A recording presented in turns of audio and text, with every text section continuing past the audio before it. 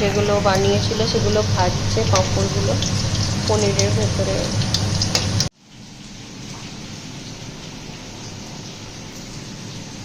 এটা নাবিয়ে ফেলেছে, আমায় ডাকেনি। সেই কীরকম দেখতে লাগছে জানেন? সেই ডিম ভাজার তরকারি হয় যেমন, ওই ধরনের দেখতে লাগছে। Hello everyone, welcome to our channel Sansa. এই যে সকালবেলায় বরমশাই উঠে এখন খাচ্ছে ছাতু, কারণ বরমশাই ফুল ডায়েটে আছে। আর দেখো শ্রাবণ মাস পড়তেই কিন্তু আমরা চুড়ি পরে নিয়েছি, সবুজ চুড়ি, মামনি আর আমি। তারপর পুজো করে নিয়েছিলাম, পুজো কমপ্লিট করেই বর কিছু জিনিস ডেলিভারি করার ছিল, বরমশাইকে দিয়েই করিয়ে নিয়েছিলাম। আর তারপর এখানে দেখলাম যে মেশিন এখনও চলছে, এখনও জামাকাপড়গুলো হয়নি। তারপর তোমাদের একটুখানি দেখাতে গেলাম ছাদে। দেখো এইটা কত সুন্দর ফুলগুলো দেখতে লাগছে না?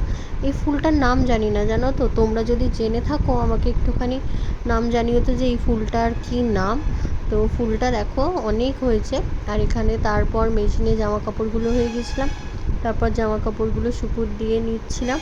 আর আজকে না পিসুমণি অনেকটা দেরিতেই কাজে এসছে, অনেকটা লেট হয়ে গেছিলো। তারপর ছাদটা জামা কাপড়গুলো শুকুর দেওয়ার পর ঝাঁট দিচ্ছিল, কোনো দিন এরকম হয় না। তারপরে এই যে ঘরটার মুছে নিচ্ছিল, আমি যদিও একবার ঝাঁট দিয়ে মুছে নিয়েছিলাম পুজো করব বলে। আর তারপর দেখো এখানে কুমড়োর তরকারি করছে মামনি, দেখতে গেলাম। আর বাদবাকি যা যা সবজি ছিল সেগুলো কেটে নিচ্ছে। আজকে না আমাদের একটা দারুণ রেসিপি হবে, দেখতেই পাচ্ছ। প্রথমে পাঁপড়গুলো জলে ভিজিয়ে নিয়ে পনিরটাকে গ্রেট করে নেবে তোমরা। গ্রেট করে নিয়ে এইভাবে দেখো, যেভাবে মামনি জল দিয়ে দিয়ে মুড়ছে, ঠিক দেখতে মোগলাইয়ের মতো লাগছে না? মোগলাইয়ের মতো দেখতে হবে জিনিসটা, কিন্তু নিরামিষ তরকারি পুরোটাই। আর তারপর একে একে তোমাদেরকে এগুলো তেলে ভেজে নিতে হবে, তাহলে দেখবে ভেতরের পনিরের যে পুরটা আছে সেই পুরটাও খুব সুন্দরভাবে সিদ্ধ হয়ে যাবে। একে একে সমস্ত পাঁপড়গুলো এই যে ভেজে নিয়েছে মামনি এখানে। এই যে সমস্ত পাঁপড় ভাজা কমপ্লিট, কি দারুণ দেখতে লাগছে তাই না? পুরো মোগলাইয়ের মতো লাগছে। আর তারপর বাপি এখানে ব্রেকফাস্ট করে নিচ্ছিল, অনেকটা লেট হয়ে গেছিলো, বাপি একটু ব্যস্ত ছিল কাজে, যার জন্য। তারপর এখানে মামনি একটা নিরামিষ তরকারি করছে পনির দিয়ে আলু দিয়ে। আমি এখানে একটুখানি মানে আলুগুলো নাড়াচাড়া করে দিচ্ছিলাম। ওই ফাঁকে মামনিকে একটুখানি ছাতু গুলে দিচ্ছিলাম। মামনি তরকারিটার দিকে দেখছিল, মামনি সকাল থেকে কিচ্ছু খায়নি, যার জন্য এই যে এখন ছাতুটা মামনিকে দিয়ে দেবো। তারপর তরকারিটা দেখো সামান্য একটু তেল দিয়ে তাতে জিরে ফোড়ন দিয়ে আলুটা দিয়ে দিয়েছে। আর তারপর একে একে কাঁচা লঙ্কা এবং টমেটো দিয়ে দিয়েছে। আর একটুখানি এখানে আদা কুচি দেওয়া হয়েছে, আর এখানে নুন সামান্য, এগুলো দিয়ে ভালো করে নাড়াচাড়া করে নিতে হবে। এই যে এটা নাড়াচাড়া করতে করতে এদিকে দেখো বাইরে বৃষ্টি চলে এসছে প্রচণ্ড পরিমাণে। এই যে বড়মা কিছু একটা তুলতে এসছে, আর এতটা পরিমাণে বৃষ্টি আর হাওয়া দিচ্ছে যে জানলাটা দিয়ে দিতে হচ্ছিল। আর তারপর দেখো এখানে কাশ্মীরি যে চিলি পাউডারটা আছে সেটা দিয়েছিল, লঙ্কা গুঁড়ো কিন্তু না, সামান্য হলুদ গুঁড়ো আর জিরে গুঁড়ো দিয়ে নিতে হবে। জিরে গুঁড়ো এগুলো দিয়ে ভালো করে নাড়াচাড়া করে নিতে হবে, মানে ভালো করে একটু কষিয়ে নিতে হবে। কষানো হয়ে গেলে তাতে যতটা পরিমাণ জল দেওয়ার, তোমরা যদি ঝোল ঝোল রাখতে চাও সেরকম অনুযায়ী পরিমাণ মতো জল দেবে, জল দিয়ে ঢাকা দিয়ে দেবে। আর এদিকে বাইরে এসে দেখলাম পিসুমণিকে মুড়ি খেতে দিয়ে দিয়েছে। এই যে এইখানে হেলান দিয়ে বসে খাবে সবসময়। আর এদিকে মামনি পেঁপে সেদ্ধ করেছিল, সেটাতে একটুখানি তেল নুন দিয়ে মাখছিল। আর এদিকে দেখো আলুগুলোও মোটামুটি সেদ্ধ হয়ে গেছে, আমি চাপাটা খুলে দেখে নিয়েছিলাম। আর তাতে ভাজা পনিরগুলো ঢেলে দিয়েছিলাম, ভালো করে নাড়াচাড়া করে নিতে হবে। আর তাতে গরম মশলা দিয়ে একটুখানি ফুটিয়ে নামিয়ে নিলেই তৈরি হয়ে যাবে নিরামিষ আলু দিয়ে পনির দিয়ে তরকারি।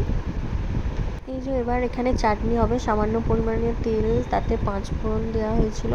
আর তারপর কেটে রাখা যে আমড়াগুলো ছিল, আমড়াগুলো দিয়ে ভালো করে একটু নাড়াচাড়া করে নিয়ে তাতে পোস্ত দিয়ে দিয়েছিল।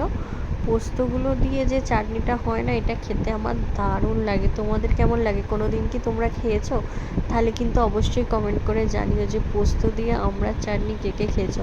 তারপর সেদ্ধ হওয়ার জন্য সামান্য পরিমাণ জল ঢেলে ঢাকা দিয়ে দিয়েছিল। তারপর এই যে ঢাকাটা খুলে আমি দেখছিলাম মোটামুটি সেদ্ধ হয়েছে কিনা, তাতে একটুখানি হলুদ গুঁড়ো আর পরিমাণ মতো তোমরা চিনি আর নুন দিয়ে ভালো করে এটাকে ফুটিয়ে নিতে হবে, তাহলেই কিন্তু তৈরি হয়ে যাবে এই যে পোস্ত দিয়ে আমড়ার চাটনি। এই যে রেসিপিটার জন্য এতক্ষণ আমি অপেক্ষা করছিলাম আর তোমরাও অপেক্ষা করছিলে নিশ্চয়ই। তো সামান্য পরিমাণে তেল দিয়ে তাতে এই যে জিরে ফোড়ন দিয়ে দিতে হবে। জিরে ফোড়ন দেওয়ার পর তেজপাতা দিয়ে নিতে হবে।